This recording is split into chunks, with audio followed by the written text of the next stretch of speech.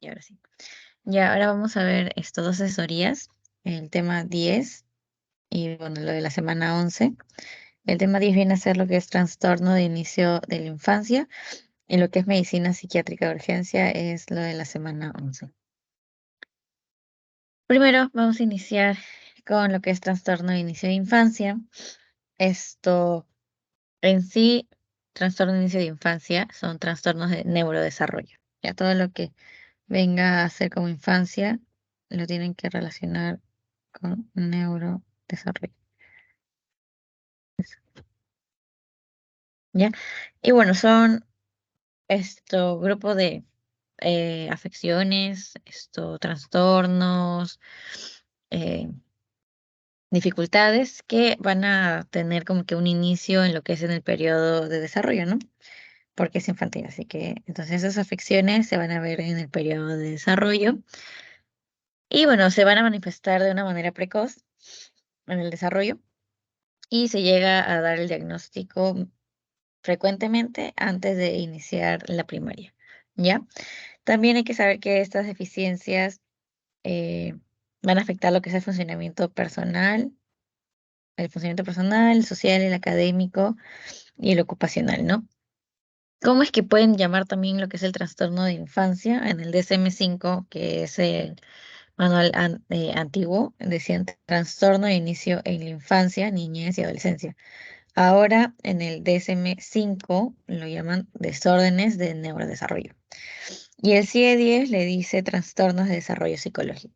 Así de que si ven cualquiera de estos nombres, no, bueno, de estos cuatro, porque es y bueno, en sí como la teoría se los ha puesto, es lo mismo, significa lo mismo, ¿ya? Entonces pasamos. Eh, ¿Qué es lo que viene a ser estos? ¿Cuáles son sus características? O creo que principalmente va a ser la discapacidad intelectual o trastorno en sí del desarrollo intelectual, ¿ya? Entonces, discapacidad o trastorno de desarrollo intelectual. Más que nada se va a basar en lo que es este aspecto, ¿no? Entonces, van a haber también trastornos de comunicación. Puede ser el trastorno de espectro autista, uno de estos. Esos son cómo se subdivide. También puede ser el trastorno específico de aprendizaje. También pueden ser trastornos por TIC. Un trastorno de desarrollo de coordinación de la función motora, o sea, dificultad para realizar movimientos. Y también está el TDAH, que es el trastorno por déficit de atención e hiperactividad. Y ya bueno, esos serían como los subtemas. Vamos a iniciar con el primero, que es el trastorno de neurodesarrollo, también conocido como discapacidad intelectual o trastorno de desarrollo intelectual. Ya, así que de nuevo, si ven estos nombres es como que lo mismo, van a significar lo mismo. ¿Qué es? Ah, bueno, antes se llamaba como retraso mental, pero como sabemos, se ha llamado de alguna forma muy despectiva, por ende se llegaron a plantear nuevos nombres como trastorno de neurodesarrollo. Entonces, ¿qué es esto? Es cuando la persona va a presentar dificultad para razonar, hacer planes, pensar, poder resolver problemas, establecer juicios y en sí como que aprender de los estudios formales, ¿no? De sus experiencias. Le va a hacer, ¿cómo dice el nombre? Eh, Le va a dificultar lo que es su capacidad intelectual, ¿ya? Porque lo intelectual va a ser todo lo, por así decirlo, lo que aprendemos, ¿ya? ¿Y cómo se va a diagnosticar? Bueno, más que nada es por juicio clínico, ¿ya? De un profesional de salud mental.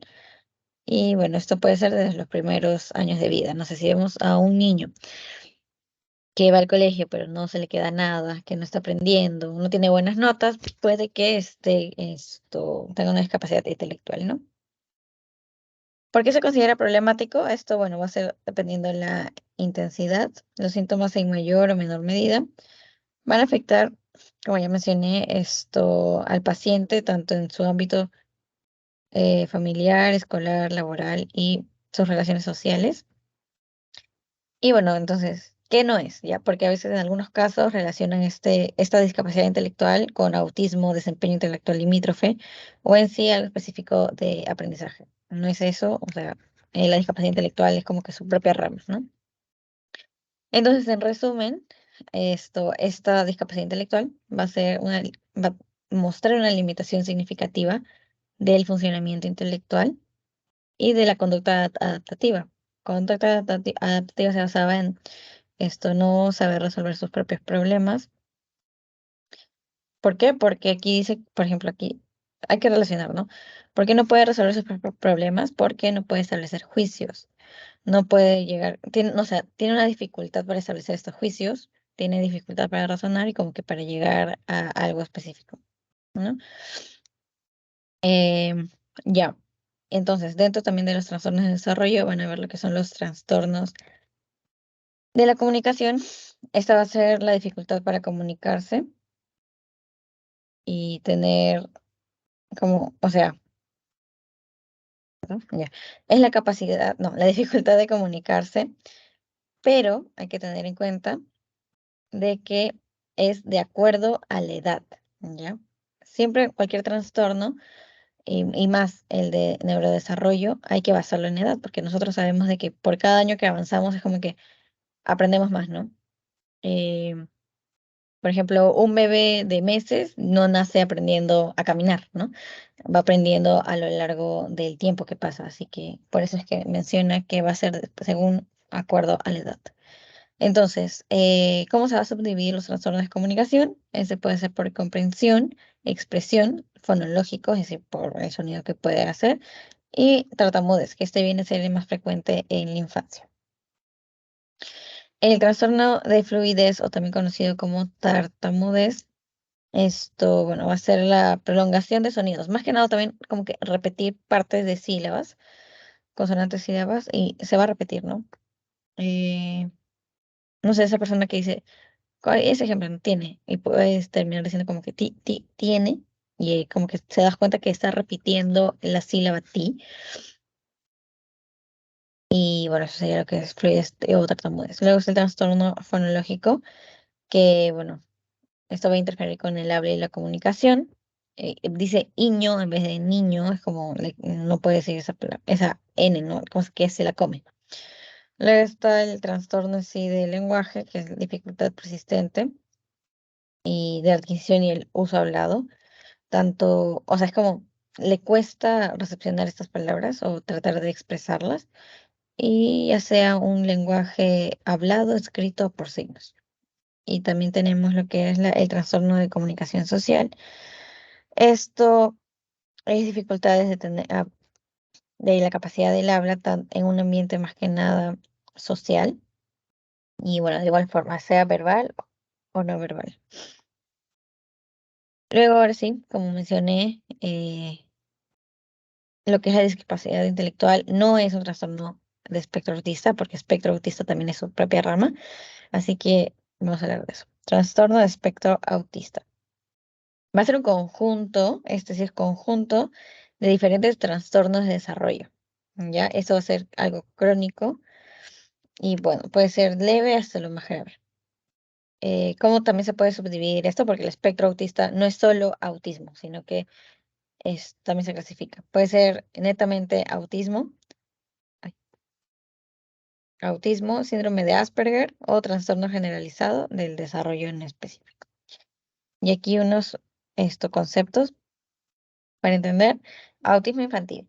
¿Qué va a afectar? Va a afectar la interacción social, lenguaje verbal, corporal, y esto va a tener acciones repetitivas. Estas acciones repetitivas son conocidas como las estereotipas o estereotipias, ¿ya? Así que, no sé, si en el caso clínico o en el examen les dicen como que un niño con capacidad, no, dificultad de poder expresar lo que siente y no comprende cómo están las demás personas, y además siempre aplaude las manos cuando se pone nervioso, eso de aplaudir las manos, esto podría ser un estereotipo, ¿no? Así que podrían indicar de que el niño tiene diagnóstico de autismo infantil. Luego tenemos síndrome de Asperger. Bueno, los pacientes no van a ser aquí capaces de interpretar los estados emocionales ajenos. Mm, entre todos se relacionan en lo que es emocional, ¿ya? Y eso, entonces síndrome de Asperger va a ser cuando no son capaces de poder interpretar estos estados emocionales, y más que nada los ajenos. Luego tenemos el síndrome de Rett, que es un grave retraso en el proceso de adquisición del lenguaje o coordinación motriz. El trastorno de desintegración infantil, que bueno, aparece de manera súbita, pero es crónica, y es como más que nada una regresión y desintegración conductual. Puede que el niño estaba de una forma y luego va a estar empezando a regresionar y volver a tener como que una actitud más infantil. Luego está el trastorno generalizado de desarrollo no especificado. Esto solo va a ser como dificultades en general, como de comunicación, socialización y comportamiento. De aquí lo que les van a preguntar en el examen fijo va a ser lo de autismo infantil. Ya, así que como les digo, si tienen esas características que un niño no sabe expresar lo que siente, tiene estereotipias y tampoco sabe expresar o no sabe como que identificar lo que sienten las demás personas, estaríamos hablando acerca de autismo. Ya. Eh, tenemos ahora el trastorno por déficit de atención con hiperactividad. Tienen que saber que también puede haber solo déficit de atención, que sería el TDA, pero más que nada esto viene con el síntoma también de hiperactividad, que ya ahí sería TDAH, ¿no? ¿Cómo se va a caracterizar? Como el mismo nombre lo dice, episodios de hiperactividad, va a haber la déficit de atención e impulsividad, ¿ya? Hiperactividad, el niño va a querer estar agarrando, no sé, si está en el colegio, va a querer estar moviéndose por todos lados, hablar por todos lados, agarrando varias cosas, no va a estar tranquilo, siempre va a querer estar activo, ¿no? Hiper, aumento, actividad y a hacer acciones, aumento de las acciones. Y déficit de atención, obviamente, aquí se va a relacionar, porque si una persona está haciendo un montón de cosas, no va a prestar la atención a un solo foco, porque su mente va a estar en varios puntos y no va a prestar como que atención a lo relevante, ¿no? Los niños, más que nada con TDAH, son aquellos que en el colegio indican que tiene baja nota, que no presta atención, y bueno, por eso su baja nota, ¿no? Y ya, bueno, el síntoma de impulsividad que también puede estar presente. Luego tenemos el trastorno específico de aprendizaje, que es, como dice acá, aprendizaje, dificultad de adquisición, o sea, de aprender, habilidades académicas, ya sea escritura, lectura o matemáticas. Esto va a ser también según la edad intelectual del niño. Siempre recuerden, tienen que basarse en la edad que tiene el niño. Luego tenemos el trastorno de desarrollo de coordinación o función motora. Esto va a ser retrasos en todo lo que sea acciones motoras, sentarse, gatear o caminar en los primeros meses de vida hasta años. Problemas para succionar, deglutir, esto durante el primer año de vida. Luego va a haber como que signo de torpeza, bueno, que va a hacer dejar de caer las cosas. Esto puede tropezarse con sus propios pies y bueno, chocarse con objetos u otras personas, ¿no? También va a haber lentitud e imprecisión para realizar sus actividades y en sí desarrollar y hacer mejor lo que son sus habilidades motoras, ¿no? Ya sea tomar objetos, utilizar tijeras, cubiertos y así. Y va a haber problemas en sí con su coordinación motora gruesa. ¿Y qué es esto? Saltar, pararse en un pie, es como más que nada el equilibrio, ¿no? Luego tenemos los trastornos por tics.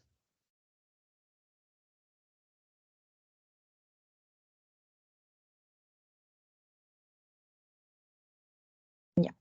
Luego tenemos los trastornos por tics, que bueno, está el trastorno de Tourette, que son tics motores o vocales crónicos, y luego los tics transitorios. El trastorno de Tourette, bueno, dice que se va iniciando antes de los 18 años, pero cuando dice esto es porque se suele diagnosticar antes de los 18, ¿ya? Y ese trastorno, esto va a provocar tics tanto motores, o sea, son motores múltiples, no tanto de gesticulación como de habla, ¿ya? Esto, bueno, se diagnostica cuando se ve por más de un año. Luego están los tics motores o vocales, y esto son los vocales, o, bueno, ya sean de la boca o la gesticulación, pero no va a ser al mismo tiempo. En cambio, en el Tourette sí puede ser simultáneo. Pues son mixtos, mixtos y simultáneos. De igual forma, ya puede comenzar antes de los 18 años y por más de un año. Luego están los tics transitorios, que esto va a ser también este es menos de un año, mientras que los otros son como que más de un año. Menos.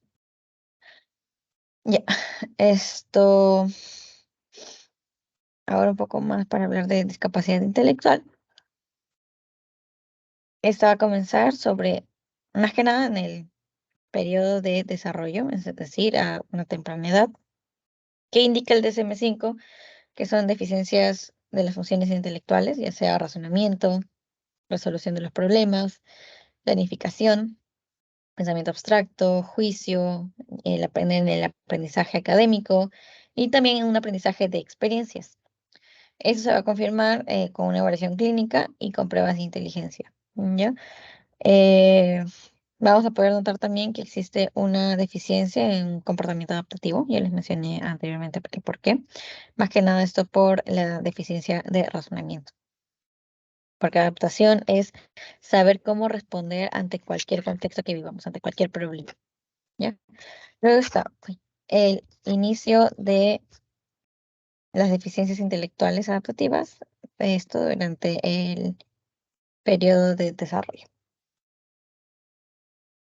Hay que saber que el déficit depende de una conciliación, puede ser una normalidad que ya existió previamente, antes de los 18 años, ¿ya? Se da desde el inicio de la lesión y, bueno, puede llegar a pasar desapercibido al inicio. Luego está el deterioro de la capacidad de adaptarse al ambiente, es decir, en el contexto en el que la persona vive. Esto con una limitación de al menos de 2 de estas 10 áreas que podemos ver, ya sea el área de comunicación, el área de uso de comunidad, la autodirección, su salud y seguridad, en lo académico, en la vida hogareña, es decir, al hacer actividades de casa, ya sea lavar los platos, barrer y eso. Autocuidado, hábitos de higiene, sus habilidades sociales, a comunicarse, a poder desenvolverse con los demás. Luego está en el trabajo, esto obviamente ya en un paciente que capaz tiene una discapacidad intelectual, más adulto, y bueno, las actividades en el tiempo libre. Hay tipos, tenemos el leve donde vamos a ver en sí el fracaso escolar. Se consulta por bajas notas, su, tiene problemas más que nada en el curso de matemática. ¿Esto por qué suelen decir en el curso de matemática? Porque sabemos que en matemática es donde se usa más la parte de razonamiento, porque nos daban un montón de casos y, y empezamos a sumar y a hacer las restas, como que los problemas matemáticos, ¿no? Así que por eso se suelen mencionar que es así. Ay, no ha pasado la diapo, sorry. Ya. Eh, Luego están los problemas, ya bueno, ya lo mencioné, la de matemática, incapacidad para alcanzar estructura de pensamiento formal, va a tener una independencia completa, ahí sí, para que su cuidado no va a depender de nadie. Va a tener problemas en lectura y escritura. Luego el lenguaje no presenta anomalías. Esto es lo leve, cuando su coeficiente intelectual va de 50 a 69 puntos. Luego está el moderado, que su coeficiente intelectual va de 35 a 49 puntos. Acá hay la lentitud en lo que es la comprensión y el uso del lenguaje, el retraso de adquisición con cuidado personal y funciones motrices. Y bueno, puede realizar solo trabajos prácticos pero sencillos. Y el desarrollo normal de su capacidad social va a estar presente. El grave va a ser cuando su coeficiente intelectual es de 20 a 30 puntos y el profundo cuando es menos de 20 puntos. En el grave, marcado déficit motor, va a haber presencia de otros déficits, como presencia de daño o anomalías del desarrollo del sistema nervioso central. Va a tener el pensamiento que va a prevalecer el preparatorio. Y lo que va a ser más o menos incoherente, aquí ya hay como la discapacidad del lenguaje, ya que puede tener esta expresión de comunicativa incoherente. Y bueno, aquí se indica que vaya al colegio es imposible. o sea, su escolarización, más que nada el hecho de su aprendizaje. Luego está el profundo, aquí ya totalmente incapacitados para comprender órdenes. Este paciente ya va a depender de otra persona. Tiene movilidad restringida totalmente inexistente. No va a controlar esfínteres. Formas por rudimentarias de comunicación no verbal, por gestos, gesticulaciones, más no el de hablar, así como estamos hablando ahorita. Luego está la capacidad muy limitada para cuidar sus necesidades básicas. Es por esto que va a necesitar de alguien más para que lo esté apoyando. Y por ende requiere de ayuda constante. Para hablar un poquito más del trastorno del espectro autista, eh, es- esos cuadros que ven acá son lo de DSM-5. Deficiencia persistente de la comunicación e interacción social, principalmente, ¿ya? Hay una deficiencia de comunicación y la interacción social. Esto es base.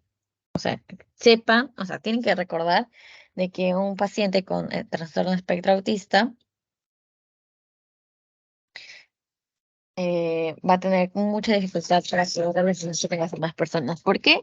Porque no va a saber cómo expresarse ni cómo entender lo que están sintiendo los demás. Por ejemplo, en un momento capaz no van a entender si los demás están incómodos y eso, ¿no? Y pueden decir o tener actitudes poco empáticas y así. Luego está, entonces, por ende, puede que el paciente llegue a tener aislamiento sin ninguna característica lógica normal.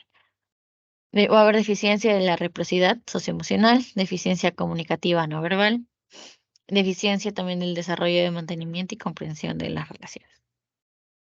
La gravedad de esto se va a basar según el deterioro de su comunicación social y también los comportamientos de sus patrones, ¿no? Ya sea restrictivos y repetitivos. ¿Por qué? Porque un paciente con síndrome, no, perdón, con trastorno espectro autista siempre se basa en la rutina. Y si es que le cambian la rutina, al menos sea poquito, les puede llegar a dar una crisis, porque en verdad siempre es como lo tienen todo bien medido y así, ¿ya?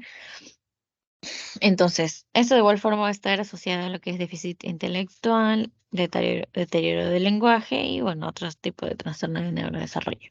Se dan cuenta que en sí, el trastorno de neurodesarrollo puede estar dentro de otros trastornos. Son como que ahí serían como los síntomas, ¿ya?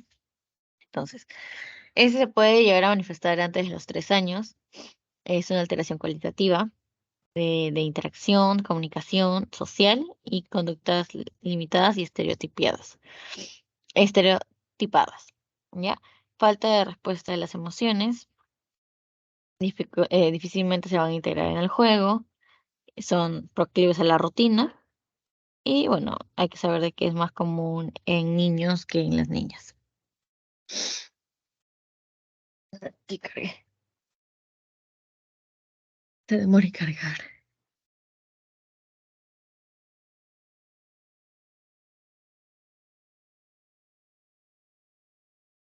Entonces, luego tenemos el trastorno de Asperger, que es como un autismo leve.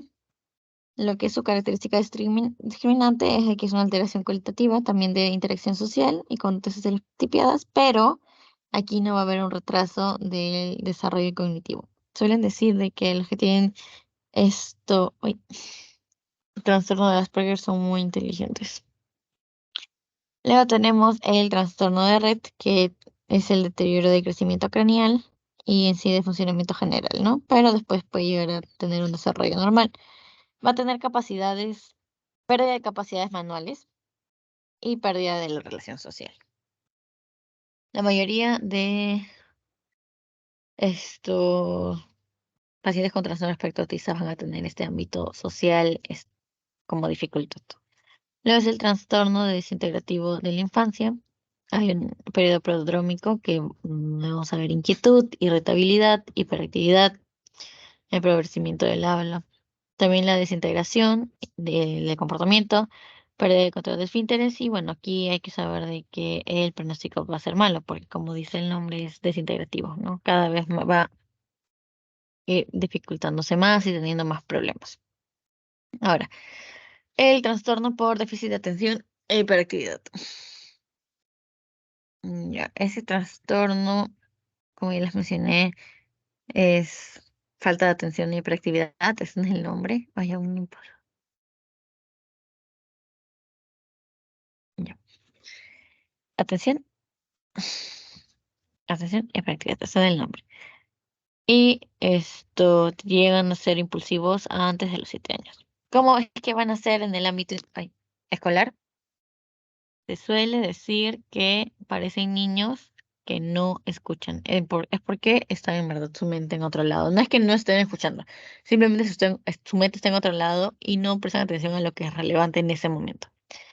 Entonces, va a haber la imposibilidad de mantener la atención por largo tiempo, dificultad para concentrarse, dificultad para tener un buen desempeño en sus actividades, a pesar de que puedan tener una inteligencia normal. No pueden llegar a ser súper inteligentes, pero al no prestar atención a lo que deben o estudiar, por así decirlo, no van a retener tanta información, ¿no? La escucha integra la capacidad y el deseo de concretarse para captar esta información necesaria, es como que les va a ser muy difícil para ellos, ¿ya? Y bueno, los mecanismos de aquí no funcionan adecuadamente. Entonces, ¿qué refiere esto? Supuestamente esto es lo normal, captar información necesaria y poder filtrar información indeseable. Sin embargo, aquí como que no filtran esta información relevante, por así decirlo, y no pueden captar la información necesaria porque su mente está como que en mil focos, como les dije. ¿Cuál viene a ser el tratamiento? Este es el que tiene tratamiento porque también parece que se lo preguntan y es el más común. Tratamiento, como todos los tratamientos, multidisciplinario en la parte educativa. Más que nada esto por parte a los profesores, hay que capacitarlos, hay que entender de que el niño no es que sea malcriado, sino que tiene un trastorno y hay que evitar darle muchos estímulos, ¿no? Para que no se distraiga, así que tenemos que tenerlo lejos de lo que son juguetes, muñecos, dibujos, incluso hasta los colores o el material que puede llevar al colegio, porque con eso pueden distraerse.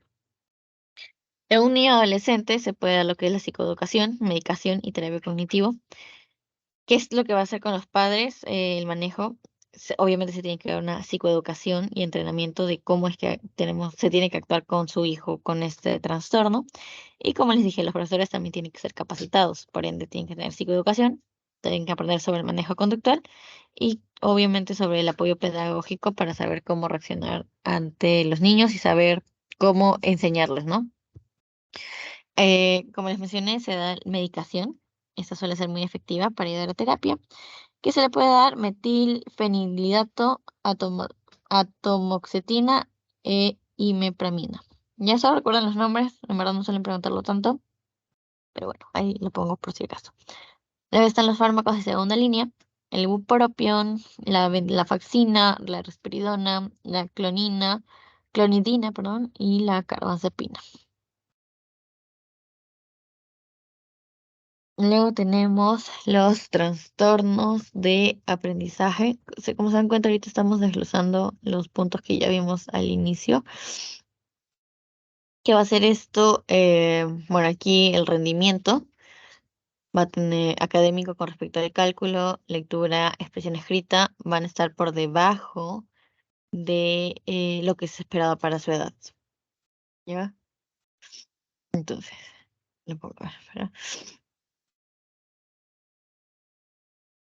Voy a pasarlo como el resumen, rendimiento por debajo de la edad, de lo que se espera para la edad, abajo de lo que se espera para...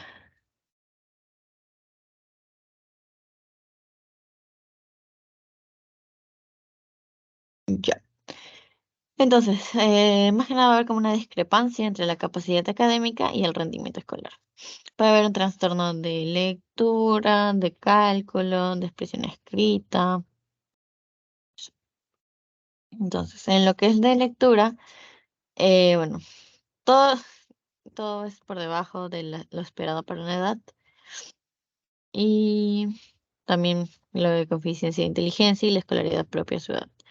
El funcionamiento deficitario va a ser de la lectura, ya sea en silencio o en voz alta, palabras individuales o en contexto. Va a haber una descodificación o comprensión o rapidez. Tras la lectura, entonces le va a costar entender lo que está leyendo y tampoco poder expresar lo que está leyendo. Luego es el trastorno de cálculo, de nuevo acá deficiencia, aquí la realización de cálculos matemáticos, orales o escritos. Eso. Luego son los trastornos de expresión escrita, va a haber la discrepancia potencial entre el intelectual y los resultados de la evaluación escrita, deficiencia en el control motor o planificación, que va a llegar a afectar lo que es legibilidad, su deletreo, la síntesis. Es más que nada dificultad como que para escribir, ¿ya? Saber cómo formular una oración o si piensas algo, no vas a saber cómo ponerlo en la hoja, escribiéndolo, ¿no? Ya, eso es expresión de escritura. Entonces, lectura, como dice, leer, dificultad, deficiencia para poder comprender tu lectura. Cálculo, calcular, se lo puedes ver en matemáticas y la expresión escrita. Lápiz y papel, escribir. Eh, no se entiende, no es legible, no puedes tener un buen deletreo. Tienes la palabra ahí, quieres pasarla, pero no puedes. ¿Ya? Luego están los trastornos de tics. Ya. Esos pueden ser, como les dije, motores o vocales. ¿Ya? Son persistentes y crónicos. Así que bueno, los tics motores o vocales pueden ser únicos o múltiples, es decir, se pueden dar a la vez o no. Pueden aparecer intermitentemente y esto, bueno, deben persistir por más de un año y comienzan antes de los 18 y bueno, no se le atribuye. Esto hay que saber de que estos tics no están relacionados al uso de otra sustancia u otra afección médica. Los trastornos de tics, en verdad, en el niño suelen darse esto porque están como que en una situación de estrés o nerviosos.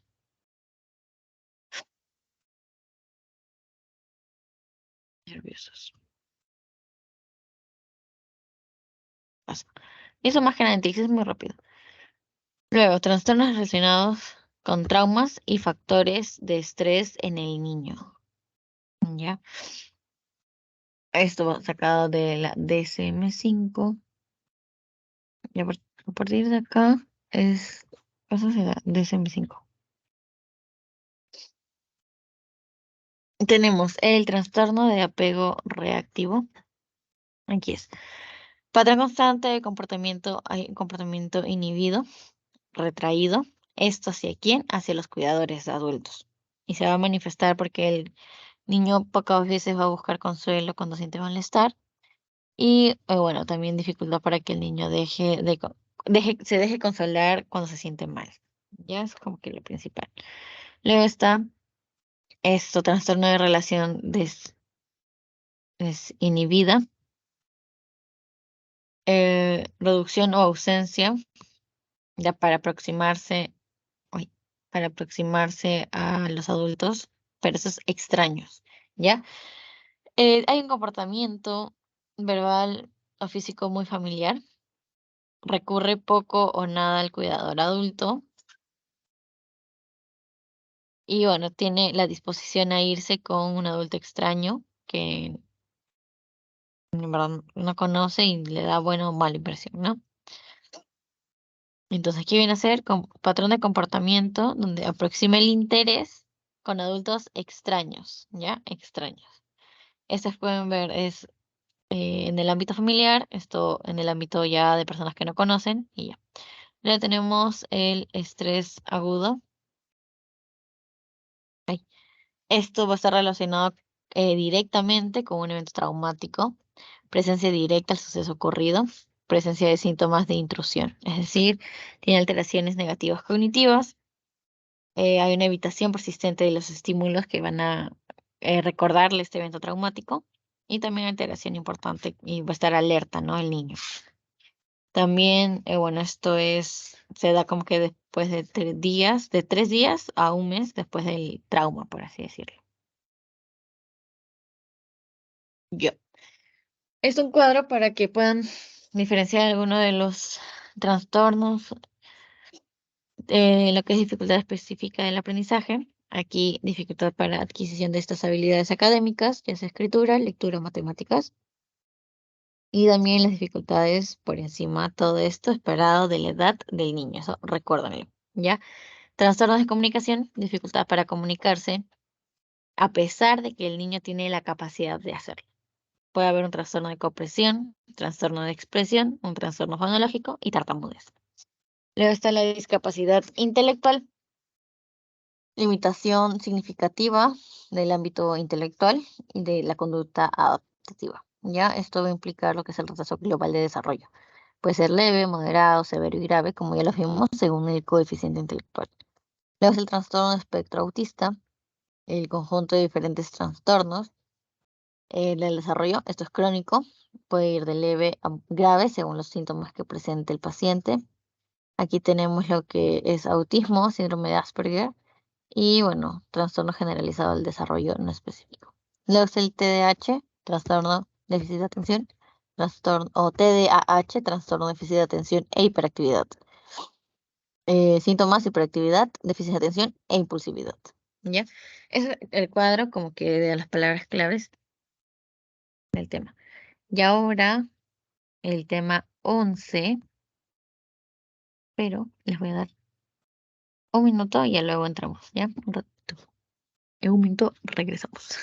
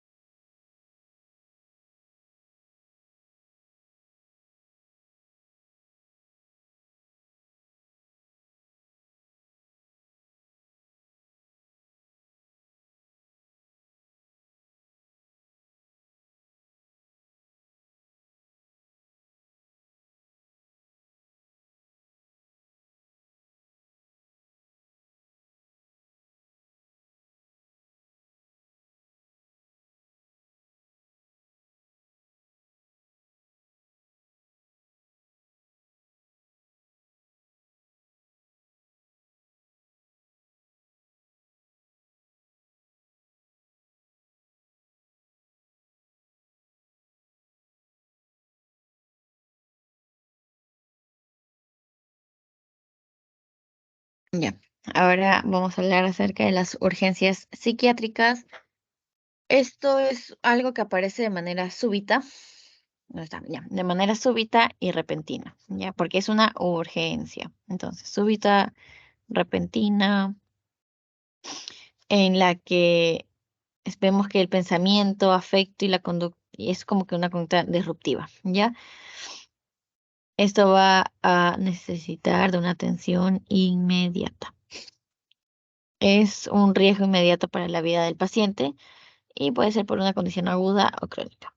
¿Cuáles son las urgencias psiquiátricas? Intento suicidio, intentos suicidas, perdón, abuso de sustancias, psicosis, conducta agresiva, crisis de angustia, o sea, es decir, ataques de pánico, un trastorno de estrés agudo o trastorno de estrés postraumático. Esos son los como que subtemas que vamos a ver ahorita. Entonces, ¿cuál va a ser el objetivo de la atención de esta urgencia psiquiátrica? Vamos a tener que resolver la necesidad más inmediata. Vamos a tener que precisar el factor desencadenante.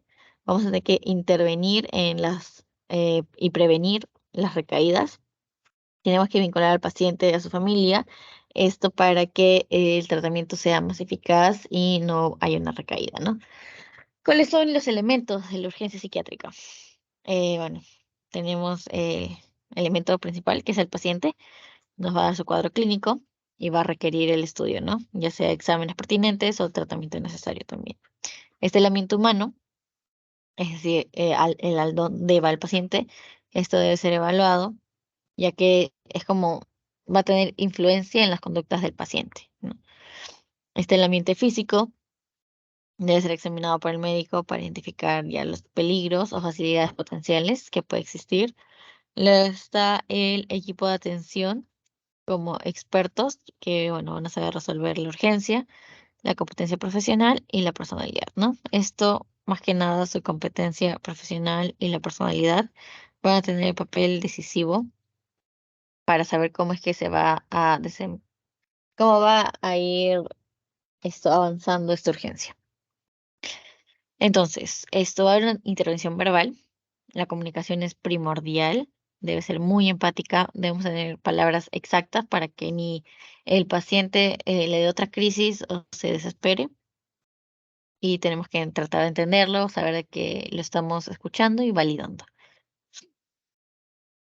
Ya, la comunicación debe ser directa, comprensiva, persuasiva y firme. También puede haber una intervención farmacológica. Aquí, empleo adecuado, seguro, oficioso de los psicofármacos. Va a ser indispensable conocer la psicofarmacología. También hay una intervención física. Bueno, hay que saber que no, se debe hacer una restricción por la fuerza humana o contención mecánica. Esto más que nada para los médicos no tienen que acercarse al paciente y tratar de controlarlo abrazándolo porque no sabemos la fuerza y capaz como que nos golpeen y estamos poniendo en riesgo nuestra integridad, ¿no? Tenemos que proteger al paciente de sí mismo y de los demás y tenemos que evitar involucrarnos en actos de fuerza. Luego, solicitud de ayuda, ¿ya? Tiene que ser hecho sin demora cuando la situación requiera y bueno, el especialista o las entidades tienen que intervenir en el caso. Aquí puede ser, no sé, si un paciente empieza a descontrolarse, a gritar, a tratar de golpear a todo el mundo, van a llamar a seguridad para que lo saque, ¿no? Para que no haga daño, porque aquí, por ejemplo, aquí dice, tenemos que tener y cuidar la integridad tanto del personal, de las personas alrededor y del mismo paciente. Luego, entonces, ¿cómo va a ser esta evaluación? Vamos a hacer historia clínica, examen mental, examen físico y, bueno, también ya la solicitud de exámenes auxiliares necesarios. Tenemos la historia clínica. Ya. La historia clínica, que, bueno, se hace ya sabemos, según la queja principal. Tenemos que apuntar los cambios recientes de su curso de vida, los niveles de ajuste anteriores, si es que usa drogas o alguna otra sustancia. Sus enfermedades médicas, psiquiátricas y respuesta al tratamiento, su historia familiar y también la historia personal. En el examen mental, bueno, ya lo vimos en los primeros temas, debe ser de manera completa. Luego es el examen físico.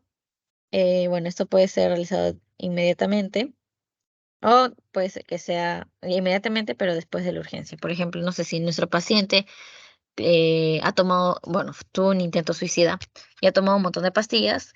Obviamente en ese momento lo que principalmente queremos es hacerle un lavado gástrico, ¿no? Para que elimine las pastillas y elimine este efecto. Por ende, el examen físico se realizaría después de que el paciente ya esté estable. Entonces, disposiciones y tratamiento. Esto va a ser según las adquisiciones y disquisiciones clínicas que tenga nuestro paciente, es decir, según sus necesidades. Ya, a ver, aquí. Si hay una agitación psicomotriz, vemos, hay presencia de autoagresión, sí, se hace una contención física y farmacológica. No hay, y puede ser una alteración de exploración física de pruebas confirmatorias, se hace una patología, es una patología orgánica. Si tiene síntomas neurológicos, puede ser una enfermedad neurológica. Si vemos que tiene tóxicos en orina, puede ser un antecedente psiquiátrico previo. Si es que sí, puede ser un trastorno comórbido. Luego, o puede ser una intoxicación en sí, simplemente por abuso de sustancias. Luego están los síntomas psicóticos, puede ser un trastorno psicótico, alteración de ánimo, trastorno afectivo, una conducta agresiva, si es que existe, es un trastorno de conducta y personalidad. Y también, si es que no, bueno, podemos ver lo que es una ausencia de patología, ¿ya? Así que tenemos que ver cómo es que el síntoma principal se puede, esto relacionar con el trastorno. Y por ende ver si es que es una urgencia o no y ver en qué punto tenemos que atender primero. Entonces, ¿cuáles vienen a ser las urgencias psiquiátricas prioritarias? Esta va a ser, una de ellas es el suicidio, ¿ya? El suicidio tiene como conceptitos: ideación suicida, ideación, idea. Solo se queda en la idea. Entonces, pensamientos de autoeliminarse, ¿ya? Aquí puede incluir hasta el plan. Tú piensas cómo suicidarte. Solo es tu idea. Luego está el intento suicida. Ya es como esto. Aquí lo pensaste y aquí estás realizando la acción. Aquí ya, actúas. Entonces, comportamiento en el que causa así una lesión, ¿ya? Letal, pero no es fatal. Ya actúas. Suicidio, ya si es una lesión letal y es fatal, llega a la muerte del paciente. Luego está lo que es una amenaza suicida, que es como que simplemente decirlo, hablar. Es decir, si me dejas me voy a matar. Ya esa es una amenaza suicida. Entonces, verbalización de pensamientos de autoeliminarse, ¿ya? Puede que sea con esa intención, puede que no. Comúnmente puede que no sea con esa intención. Simplemente es por una impulsividad o por querer manipular y amenazar a la otra persona. Entonces recuerden esto. Ideación suicida, idea. Piensas cómo suicidarte. No lo haces. Intento suicida. Ya actúas, ¿ya? Pero no llega a ser letal. Simplemente queda como un intento suicida. Pero si es que la persona en este intento suicida sí logra ¿cómo decirlo? El objetivo en sí, que es matarse, ya pasaría a ser suicidio. Ya es algo letal, es la muerte del paciente. La amenaza suicida, esto hablarlo, comentar. Más que nada, como dice ahí, amenaza. Mi ejemplo ese es el de, si me dejas, me voy a matar. Comentarlo a la otra persona, ¿no? Que puede ser o no real. Y luego está el gesto suicida. Aquí es como daño autoinfligido, simplemente para que las otras personas piensan que tienes una intención letal, pero no hay un propósito de morir. Está la autoagresión, no suicida. Esto es en sí sin intención letal y sin una sanción legal, simplemente es como, ya ver, es pegarte, cortarte y así, ¿ya?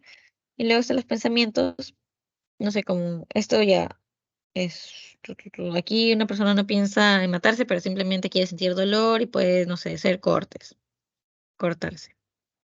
Mientras que los pensamientos de autoagresión, como dice, pensamientos, piensas, ¿qué podrías pensar? En hacerte daño, ¿no? En cortarte, pero no lo haces.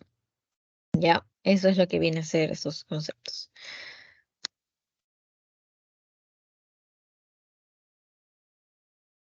Ya. ¿Cómo es que va a ser el paciente suicida? Vamos a clasificarlos en 4 grupos. Los que dicen de que el suicidio, esto va a ser como que el paso a una vida mejor. Los que llegan a cometer el suicidio como consecuencia de una psicosis, esto relacionado a alucinaciones. Luego, aquellos que cometen el suicidio, pero como venganza contra una persona amada para que esta persona amada se sienta culpable.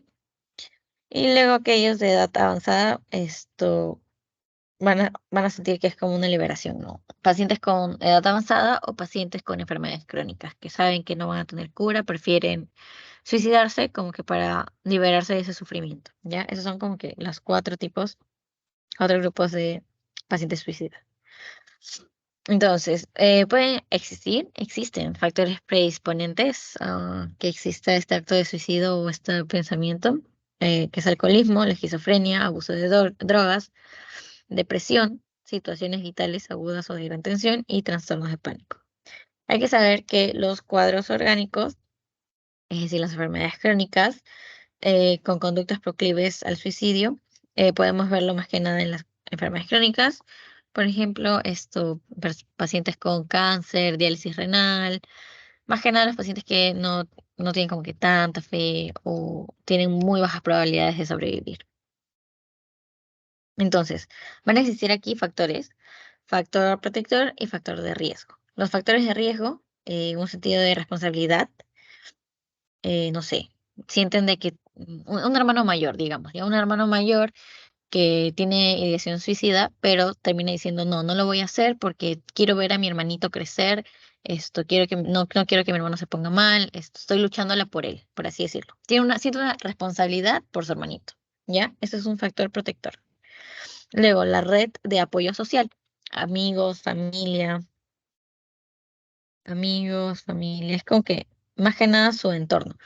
Va a sentir de que está en un entorno que lo validan, que lo escuchan y que siente ese apoyo, ¿no? Y eso va a ser muy bueno como que para que su salud mental mejore un poco más. Por eso, no sé, una persona que les comente que se siente mal o que está teniendo ideas así de autoeliminarse, obviamente tenemos que escucharlo y tratar de darle el apoyo. Y bueno, como dije, la presencia de niños podemos relacionar como que con un hermanito chiquito. ¿Por qué? Porque lo ves como que esperanza de vida, ¿ya? Y también te comparte esa esperanza de vida. Mientras que los factores de riesgo es ya un intento previo de suicidio, la desesperanza, depresión, enfermedades médicas, esto más que nada las crónicas. Y, van a haber escalas de riesgo. Estas son como que las más fuertes y bueno, va bajando de intensidad, por así decirlo. La amenaza continua de muerte, psicosis, depresión acentuada, alcoholismo, intentos de suicidio anterior, tiene psicosis previas, notas suicidas, método violento, y así va bajando, ¿no? Uno de los últimos es, bueno, ruina económica, ausencia de ganancia, secundaria aparente, desgaste económico, desajuste económico. Son como que los menores son más que nada cambios en la vida en la que tenía el paciente. ¿Cuándo es que se va a hospitalizar?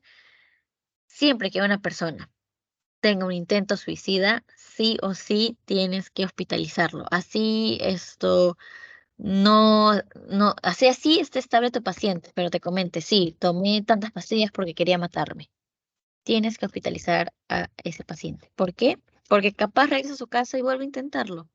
Cuando tú obviamente pudiste prever eso, ¿ya? Así que recuerden, hospitalizar así sea un intento suicida. O sea, claro, por el intento suicida, ¿ya? ¿Cuándo no vamos a hospitalizar? Cuando, bueno, sea un pensamiento simplemente obsesivo, pero luego como que se tranquiliza, ¿no? Es como una crisis, pero luego todo tranquilo. Ni siquiera lo intentó, lo pensó como que por impulsividad. Fue como que un intento de manipulación y bueno, o que esto manifiesta arrepentimiento. Ya ahí no vamos a hospitalizar al paciente. ¿Cuándo vamos a hospitalizarlo? Como ya les indiqué, en un intento suicida serio, el paciente no va a mostrar arrepentimiento. El paciente sigue con sentimientos de culpa que él indica que sería mejor que estuviera muerto. Entonces, sigue sin sentirse arrepentido. Los ancianos con enfermedad crónica, pacientes con alucinaciones, alucinosis alcohólica, los esquizofrénicos también con alucinaciones auditivas que le indican matarse, todos estos sí o sí tienen que ser hospitalizados. Eh, la atención, sí o sí, tenemos que ver la atención médica y los cuidados generales tienen que ser los adecuados. No tenemos que criticar, no tenemos que ejercer juicios de por medio. Nuestra actitud de médico tiene que ser como que de esperanza, tratar de tranquilizarlo. Y bueno, el paciente con ideación o intento suicida, sabemos que necesita ayuda, necesita cuidado y en verdad necesita de que la persona que está al frente, que lo está atendiendo, le dé como que una tranquilidad, al menos como que sepa manejar el momento. Ya, eso es muy importante. En sí, como que general, empatía. Ya, esa es la palabra clave, empatía. No juzgar y validar. Entonces, a ver, no se cambia la tiempo. Porque ahorita vamos a hablar el tema sobre, ya que ya cambió. Técnicas de entrevista, porque como les mencioné, tenemos que saber cómo desenvolvernos con un paciente que obviamente ha intentado suicidarse. Tenemos que indicarle de que la entrevista que estamos haciendo va a ser privada, así que tenemos que garantizar lo que es la intimidad, ofrecer empatía y no juzgar, no criticar. No se debe tener miedo a interrogar, ya que queremos descubrir el por qué, ¿no? El desencadenante. Entonces, debemos incluir a la familia, a los amigos, esto para tener como que mayor información. ¿Qué podemos preguntar? Si se siente infeliz o desvalido, si siente desesperanzado, si se siente incapaz de enfrentar con su día a día, si siente que la vida es una carga o que él es una carga, si siente que la vida no merece ser vivida, si siente en sí deseos de cometer suicidio, si ha hecho planes ya para terminar con su vida, si está planeando hacerlo, si tiene en su poder lo que son como sus medios para suicidarse, ya sea píldoras, armas, sogas y entre otros, ¿no? Y si esto, si es que ha considerado como que quitarse la vida, cuando pensaba hacerlo. Ya eso hay que tenerlo en cuenta. Más que nada para estar alertas. Entonces,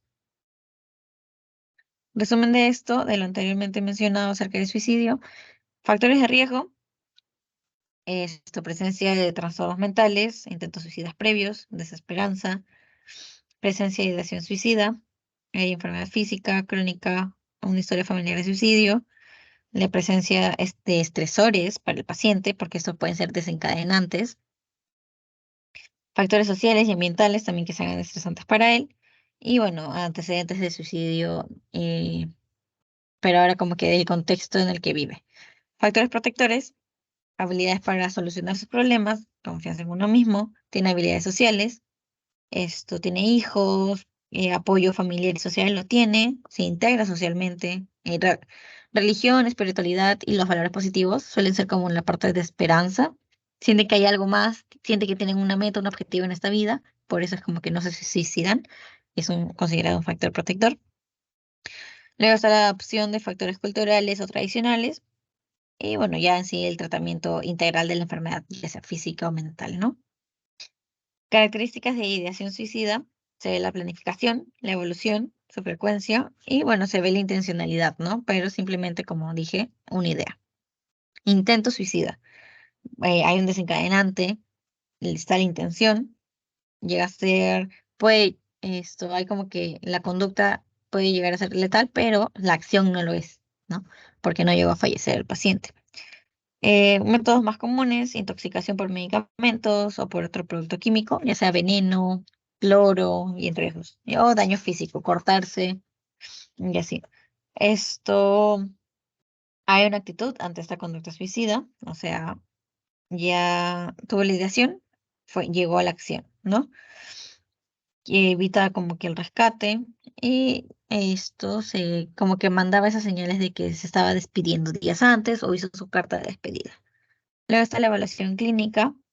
Aquí tenemos que ver si hay alteración del nivel de conciencia, afectación de la capacidad mental, intoxicación por alcohol u otras drogas, enfermedades mentales, cómo está su estado de ánimo, cómo están los planes de suicidio y esto si es que tiene capacidad de otorgar consentimiento informado, ¿no? Luego, tipo de conducta suicida. Como ya dije, está la ideación suicida, la comunicación o amenaza suicida y ya terminamos en lo que es conducta, ¿no? La acción de esto.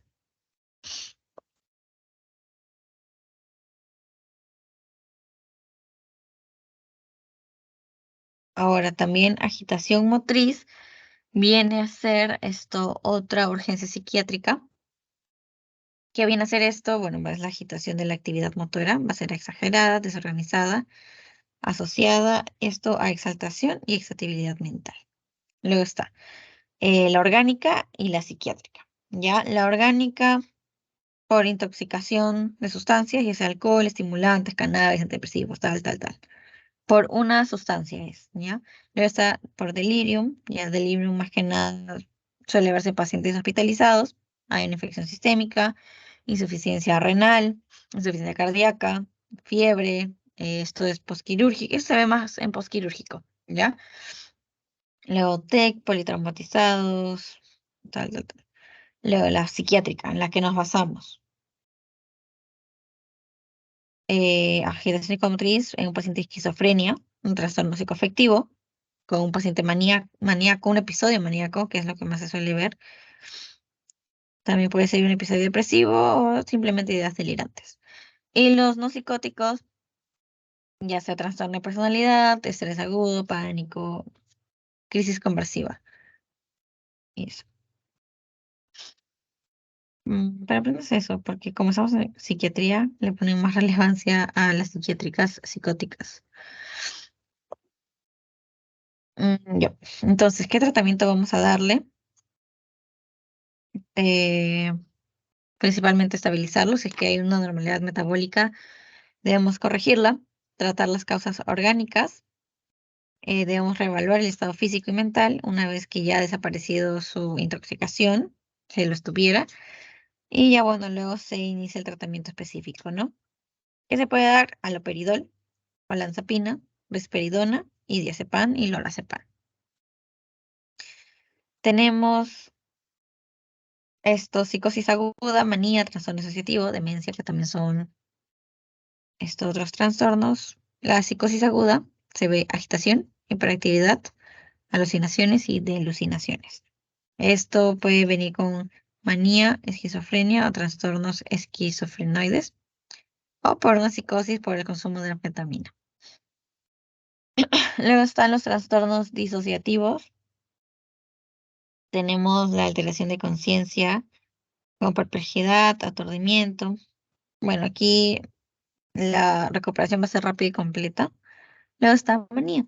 Aquí se ve euforia, elevación, exaltación, ya todo lo que es hiperactividad. Esto, ¿cómo qué vamos a indicar? Diazepam, cloropromacina y bueno, loperidol. Esto para que bajen estos síntomas maníacos. Y en demencia, el paciente puede estar agitado o agresivo. Aquí, más que nada, y bueno, en Perú suele usarse aloperidol cuando se tienen las crisis, esto, bueno, las agitaciones motrices. Ya, aquí, como dije, aquí aloperidol, pero también se puede ver diazepam y tiradacina. Otra crisis de urgencia llega a ser lo que es ansiedad y pánico, más que nada las crisis de ansiedad y pánico. Aquí la ansiedad o angustia se vive como una amenaza de los sistemas de seguridad. ¿Qué va a sentir el paciente? Opresión, desasiego, tensión y sus amenazas imprecisas, ¿no? Imprecisas. ¿Cuáles van a ser sus manifestaciones neurovegetativas en un paciente con crisis de ansiedad? Hidrasis, palidez, sudoración, taquicardia, taquipnia, sequedad de boca, esto por estar hiperventilando, disminución de apetito, bueno, hipertensión y puede llegar a una hipoglucemia. Como que pueden ver de que en sí esta crisis de ansiedad llega a consecuencias metabólicas y cardíacas, que obviamente si es que se deja pasar muy rápido puede desencadenar otras problemáticas y puede al final que el paciente muera por lo que desencadenó la crisis, ¿no? Si es que no sabemos cómo controlarlo. Entonces, el trastorno de pánico, ¿qué vamos a hacer? Evaluar en el momento de urgencia, ¿ya? Tenemos que tener una buena relación emocional con el paciente. Debemos tranquilizarlo, escucharlo y sentir que está seguro, o sea, hacerle sentir que está seguro para que de esta forma su crisis vaya bajando poco a poco. Luego, los exámenes físicos. Si es que estos son negativos, suelen ser cuando es un problema psíquico y, bueno, no es orgánico. Tenemos que evitar las frases de no tiene nada o son cosas de su imaginación, porque el paciente con esto va a pensar que no lo validamos. Y esto puede hacer que incremente la crisis que está teniendo. ¿Ya? Ya. Luego, ¿cuál es el tratamiento de urgencia? Creo que se han visto en varias películas. Esperen que pase la diapo. Ya. En la típica bolsa que le dicen ya respira en la bolsa hasta que trates de relajarte. Ya. Eso es lo que se suele hacer en una emergencia. Colocar la bolsa de papel sobre la nariz y boca del paciente, esto para que disminuya la hiperventilación, ¿no? Se utiliza técnicas de relajación, se puede dar medicación ansiolítica si es que no hace efecto como que lo de la bolsa y no se tranquiliza o está incrementando su crisis y le está costando más respirar. Se puede dar psicoeducación al mismo paciente para que evite estas crisis en un futuro. Esto también, bueno, instaurar un tratamiento definitivo para el trastorno básico, en este caso, trastorno de ansiedad.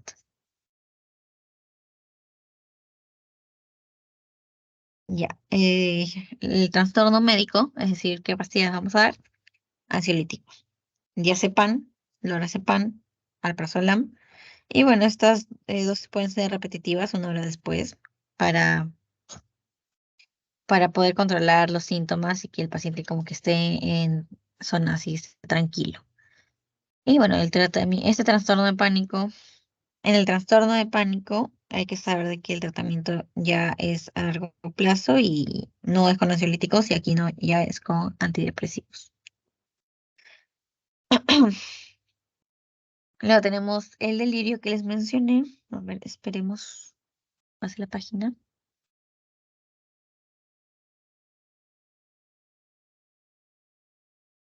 Delirio. Se ve como anublamiento de conciencia, disminución de contacto del entorno. Es como que la persona no se va a sentir en donde está, ¿ya? Se va a desconectar de sí misma, por así decirlo. Va a estar desorientada. Y va a presentar agitación y, bueno, las alteraciones perceptivas. Recuerden, delirium se ve en pacientes post cirugía y, bueno, hospitalizados. También más que nada en adulto mayor. Entonces, eso como las comunes, ¿no? Pero ¿en qué se puede dar también? Por consumo de sustancias tóxicas, alcohol, drogas, cocaína y así. Síndrome de abstinencia, cuando dejan de tomar alcohol o hipnosedantes o algo de los que ya tenían una adicción. Puede ser también factores endocrinos, ya sea hipo o hipertiroidismo, causas neurológicas o causas metabólicas, ¿no? Como uremia, pancreatitis, eso más que nada como infección crónica o una sepsis. Tratamiento que le vamos a dar, haloperidol, diazepam y trifluoprexamida. Como ya les mencioné, lo más común que se da acá es haloperidol. Ya, y esta es la última diapo. Alcoholismo. Bueno, el alcoholismo, como les dije, puede llegar a un delirium también. Y es conocido mira, el delirium tremens es cuando por la abstinencia. Entonces, alcoholismo. Esto puede llegar a desencadenar trastornos crónicos hepáticos, cerebrales y cardiovasculares. Y bueno, por las deficiencias nutricionales puede que los pacientes lleguen a ser proclives a infecciones. Va a haber anormalidades en la conducta, puede llegar hipoglucemia y hemorragia suprarrenal también. Una embriaguez patológica, ¿qué va a hacer? Va a presentar una conducta compulsiva, furiosa y desorganizada. Aquí debemos sedar al paciente e indicar restricción física transitoria. Ya tenemos que aquí lo sedamos al paciente para que no se haga daño a sí mismo, no le haga daño al alrededor y tampoco le haga daño al personal médico. Luego está el delirium tremens. Esto es por la abstinencia, dejan de tomar como que ya, paciente alcohólico, empieza con su abstinencia, le puede dar delirium tremens, porque el organismo está como que eh, amigo, actuando a esta desintoxicación, ¿ya? Bueno, se va a atender lo que son las carencias nutritivas y las posibles complicaciones. ¿Qué vamos a darle aquí? Clorprosamina, ¿ya? Tirodoxamina también, tiamina, lorazepam. La tiamina suele darse porque en un paciente alcohólico la tiamina baja, ¿ya? Y bueno, los demás son como que para tranquilizar al paciente. Luego está la alucinosis alcohólica. Aquí puede existir el riesgo de suicidio o homicidio, así que debe internar al paciente. Y bueno, se va a usar haloperidol también, que son neurolépticos. Y ya, eso sería todo. 2 temas, acabamos de hacer 2 temas, chicos. Voy a subir la grabación ahorita y ya. Eso sería todo. Cualquier duda me comentan por chat y gracias por entrar. Hasta luego.